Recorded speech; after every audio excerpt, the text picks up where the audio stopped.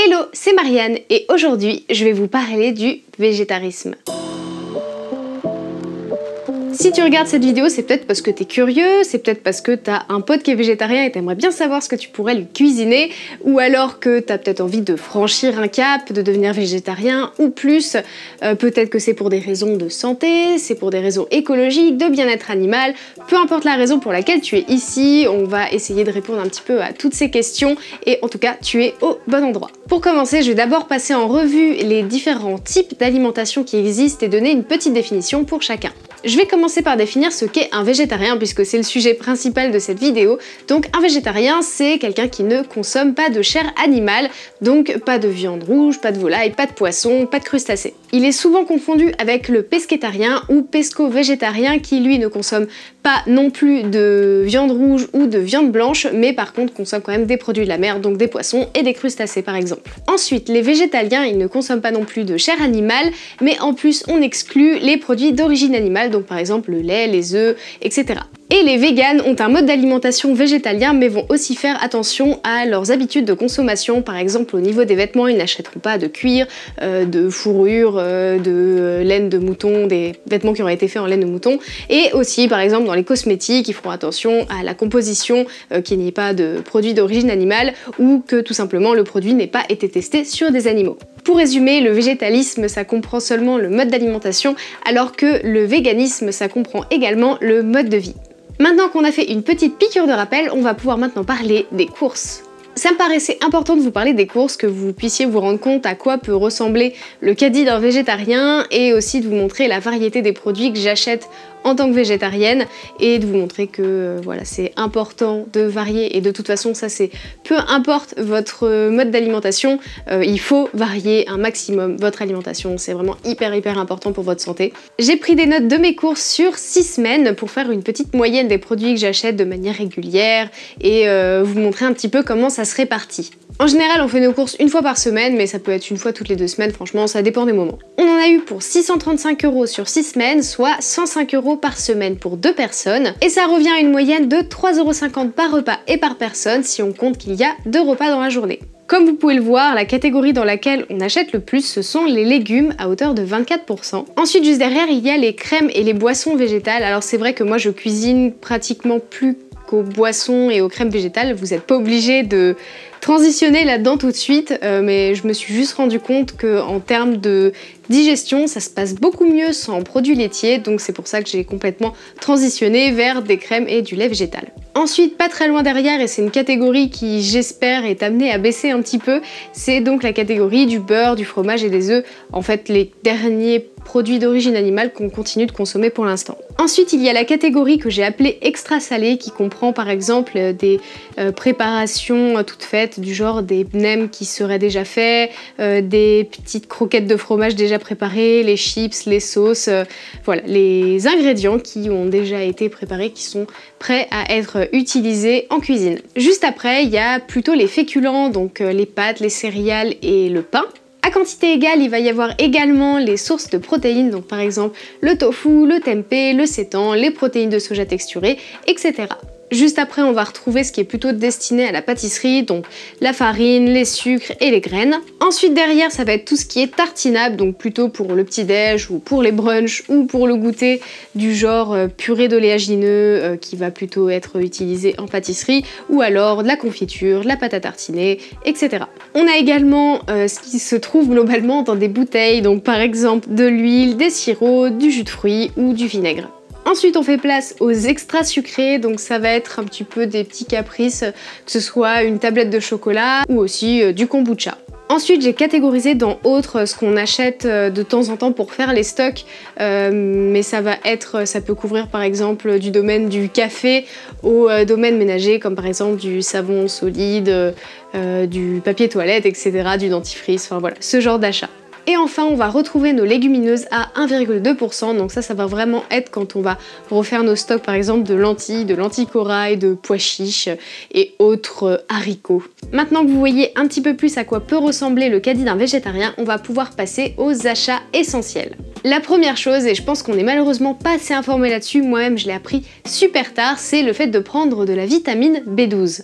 Vous le savez, la vitamine B12, c'est une vitamine qui est très compliquée à trouver dans le milieu végétal, c'est pour ça que les végétaliens et les végétariens aussi doivent absolument se complémenter. En fait, à partir du moment où on commence à réduire sa consommation de viande, même sans l'arrêter complètement, il faut commencer à penser à se complémenter, c'est vraiment hyper important. À savoir, si vous voulez tester votre taux de vitamine B12, la prise de sang n'est pas suffisante, surtout que la vitamine B12, en fait, à partir du moment où vous arrêtez par exemple de manger de la viande, la B12 peut rester jusqu'à 4 ans dans l'organisme, il me semble que c'est 4 ans, donc c'est pas du tout fiable, et du coup pour être sûr d'avoir un bon apport en B12 et de le contrôler, il faut absolument faire un test urinaire. Pour en revenir au végétarisme, vous devez vous dire qu'un végétarien continue de consommer des produits d'origine animale, donc ça va. Sauf que, par exemple, pour le cas des œufs, il faudrait qu'un végétarien en mange une bonne vingtaine par jour pour être sûr d'avoir un apport en B12 suffisant. Donc au niveau de l'éthique, c'est pas incroyable, et aussi au niveau de la santé, c'est pas une très bonne idée, ne faites pas ça. Et pour les produits laitiers, c'est vrai qu'ils apportent plus facilement de la vitamine B12,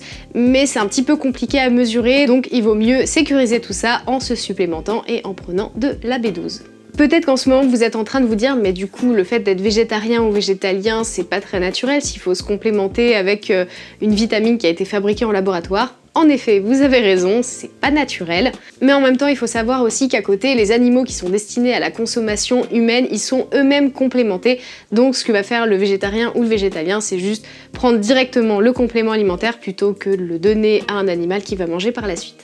Je ne vais pas encore plus rentrer dans le détail sur la B12, donc si jamais ce sujet vous intéresse, je vous invite vraiment à aller voir la vidéo de la petite Okara qui a fait un travail incroyable sur le sujet et qui explique vraiment tout en détail, donc c'est sûr que vous aurez les réponses à vos questions si vous allez voir sa vidéo. Maintenant on va pouvoir passer aux essentiels dans la catégorie salée. Donc voici un premier tableau des vraiment basiques selon moi à avoir chez soi quasi tout le temps, où il faut refaire le plein régulièrement parce que c'est vraiment les choses que j'utilise tout le temps, en tout cas dans ma cuisine. C'est vrai que quand on devient végétarien, on est un petit peu plus amené à cuisiner, on n'a pas trop le choix si on veut manger des trucs qui ont un minimum de goût, faut un peu plus travailler les produits.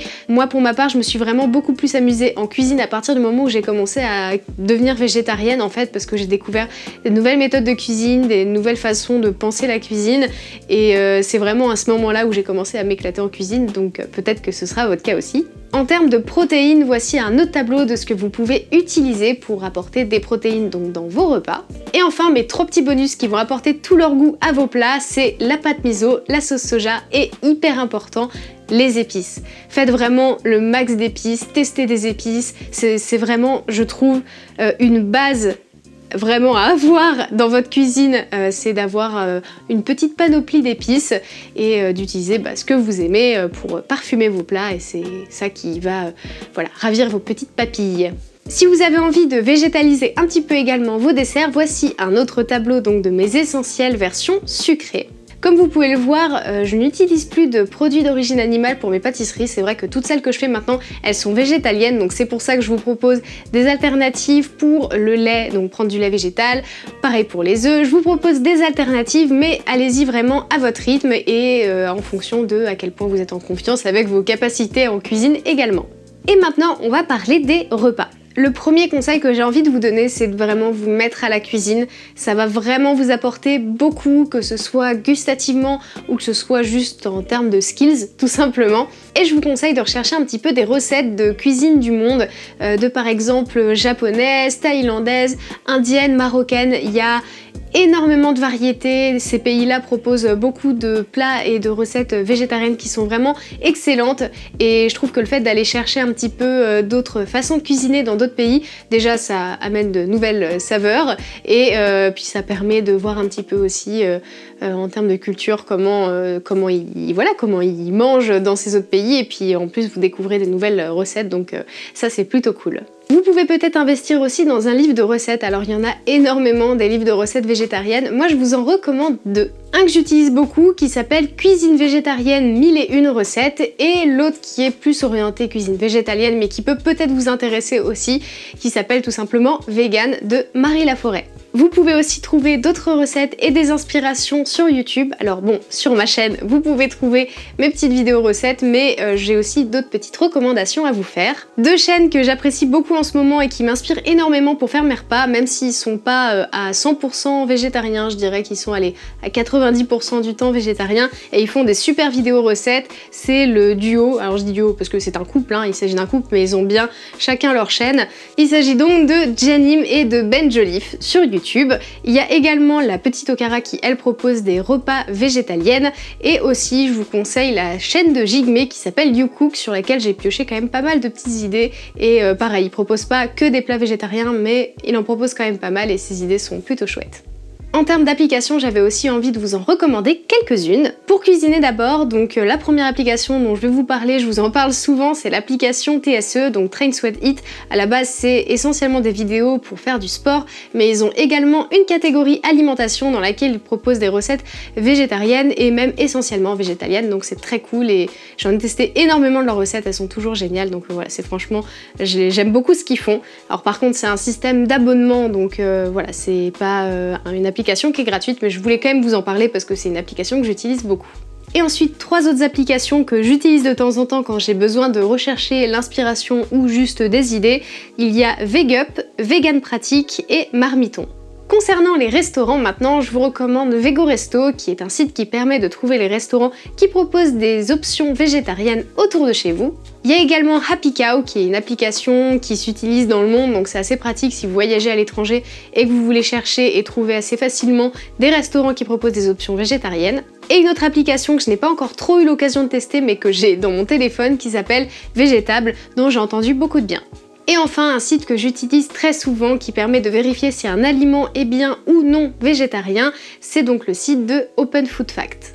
Maintenant, on va passer à la catégorie des faux amis. Je prends ma petite liste pour être sûre de ne rien oublier et donc le premier qui est d'ailleurs le plus connu, c'est les bonbons de manière générale. Alors pas tous mais quand même il y a une grosse partie qui en contient et vous le savez sûrement, c'est donc la gélatine de porc, la gélatine animale. Il y en a dans les crocos, dans les chamallows, dans les sucettes et j'en passe et cet additif s'appelle E441. Dans les bonbons toujours, vous pourrez peut-être tomber aussi sur du colorant cochenille, plus connu sous le nom de E120. Certains yaourts contiennent également de la gélatine, E441, de la gomme lac, E904, donc ce sont des sécrétions d'insectes qui sont bien évidemment tuées dans le processus, et également des cochenilles E120.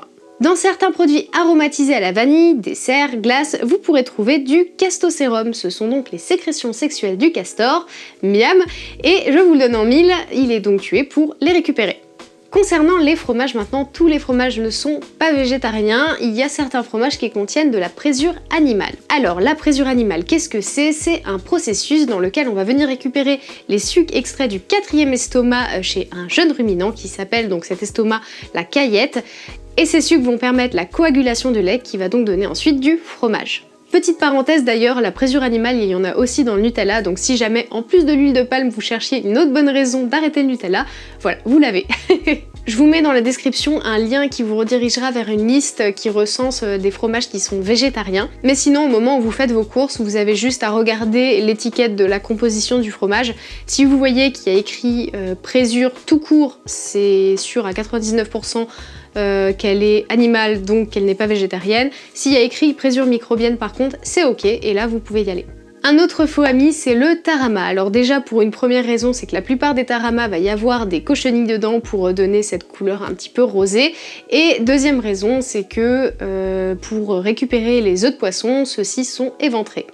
Au niveau des boissons, faut être vigilant aussi, il y a certains vins, certaines bières et certains jus de fruits qui contiennent de la colle à poisson qui permet de clarifier le liquide et c'est fabriqué à partir de têtes, de peau, d'os et d'arêtes de poisson ou aussi il peut y avoir également un petit peu de cochenille pour la couleur. Certaines pâtisseries aussi ne sont pas végétariennes, il y en a qui vont utiliser encore une fois des cochenilles pour donner un petit peu de couleur, ou par exemple sur le bavarois, la partie supérieure va être faite à partir de gélatine de porc, alors ça peut être de l'agar-agar mais le mieux c'est de poser la question. Il faut aussi se méfier de la tapenade d'olive et de la sauce barbecue parce qu'ils peuvent aussi contenir des anchois. Je m'étais aussi posé la question au début de mon végétarisme de ce qu'il fallait penser de la petite phrase qu'on pouvait trouver sur certaines étiquettes du « peut contenir des traces de ». Cette phrase en fait elle est juste là pour prévenir des potentielles allergies ou intolérances parce que le produit a en fait été fabriqué dans une usine qui produit également les autres ingrédients qui seront listés à cet endroit là, mais ça ne fera pas partie de la composition du produit en lui-même. Je vous conseille aussi de privilégier le bio parce que dans le secteur conventionnel, il y a jusqu'à 300 additifs autorisés alors que dans le bio, il n'y en a que 48. Et maintenant, on va pouvoir passer au chapitre « Et avec les autres alors ?» Une question qui est tout à fait légitime, qui est comment on fait quand on est invité au resto, quand on va chez des amis, de la famille. C'est sûr que ça peut demander un peu plus d'organisation, bien que en vrai on peut toujours se débrouiller. Si par exemple vous prévoyez d'aller au resto, vous pouvez déjà un petit peu anticiper, soit en cherchant tout simplement un resto qui propose des options végétariennes, ou alors si le resto a déjà été déterminé, peut-être les appeler un petit peu en amont pour leur demander s'ils peuvent prévoir quelque chose de végétarien si jamais il n'y a pas déjà une option sur la carte. Et puis si jamais c'est très spontané, que vous vous retrouvez dans un resto qui n'a pas d'option végétarienne, il y a toujours moyen de s'arranger, vous pouvez toujours demander d'improviser une petite salade. Donc voilà, en général les gens sont assez arrangeants et compréhensifs, donc faut pas hésiter à demander. Pour ce qui est des invitations chez la famille ou les amis, bon, en général, eux, ils sont un petit peu plus au courant parce que vous les avez déjà briefés sur votre mode d'alimentation. Mais si jamais c'est des personnes qui n'ont pas du tout l'habitude de cuisiner végétarien, vous pouvez toujours leur proposer soit que vous fassiez le repas pour tout le monde, ou alors que vous rapportiez votre repas juste pour vous, quoi. C'est vrai qu'il y a un côté très culturel et très français à ce que tout le monde mange la même chose, mais c'est pas parce qu'on mange pas tous la même chose que le moment n'en est pas moins convivial, et c'est vrai que c'est difficile de changer cet état d'esprit, surtout pour les personnes qui sont un petit peu plus âgées, mais après c'est une question d'habitude et à force de le faire, ça deviendra une routine. Autre chose qui est important dans la communication, c'est de savoir répondre du pourquoi vous faites ça, pourquoi vous êtes végétarien, être ouvert à la discussion sans pour autant incriminer l'autre parce que ça va le braquer, il va pas du tout vous écouter, voire il va vous insulter, ça peut arriver, hein, donc voilà, ne soyez pas trop agressif envers la personne à qui vous vous adressez, essayez de rester ouvert tout en défendant quand même vos convictions pour faire passer le message.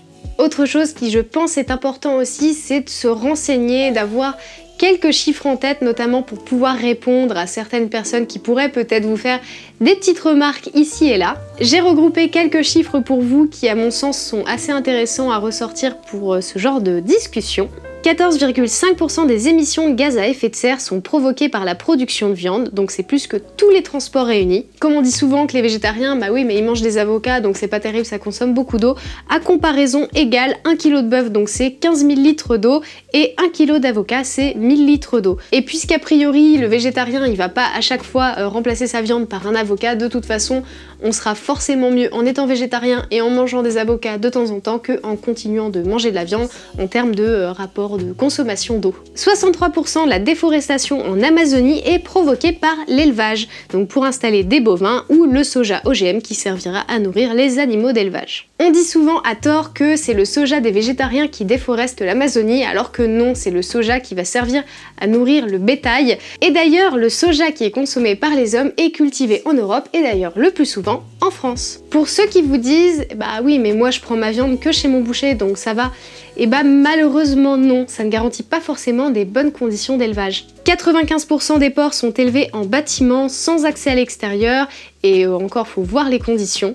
83% des poulets français proviennent d'élevages intensifs, seuls 20% des vaches sont élevées en plein air intégral, donc même si vous allez chez votre boucher et que vous prenez de la viande locale, ça ne veut pas dire que l'animal a eu une vie meilleure, surtout que de toute façon ces animaux terminent dans les mêmes abattoirs, il y en a 5 en France, et il faut voir encore les conditions d'abattage qui sont déplorables, les étourdissements qui sont pas respectés, qui sont mal faits parce que les employés n'ont pas le temps et qu'il faut vraiment faire à la chaîne, enfin c'est vraiment assez horrible quand on commence à se renseigner sur le sujet. À moins d'avoir vu l'élevage concerné, c'est sûr que l'animal que vous mangez aura été élevé dans des conditions déplorables. 35% des poissons pêchés sont victimes du bycatch ou prise accessoire et relâchés morts ou agonisants dans les océans. 86% des poissons vendus en supermarché proviennent de la surpêche. Le plastique qui pollue le plus nos océans, c'est les filets et les équipements de pêche. 46% contre 0,03% pour les pailles en plastique. Si jamais vous voulez avoir d'autres infos ou d'autres idées pour avoir plus de répondants face aux personnes qui sont peut-être un petit peu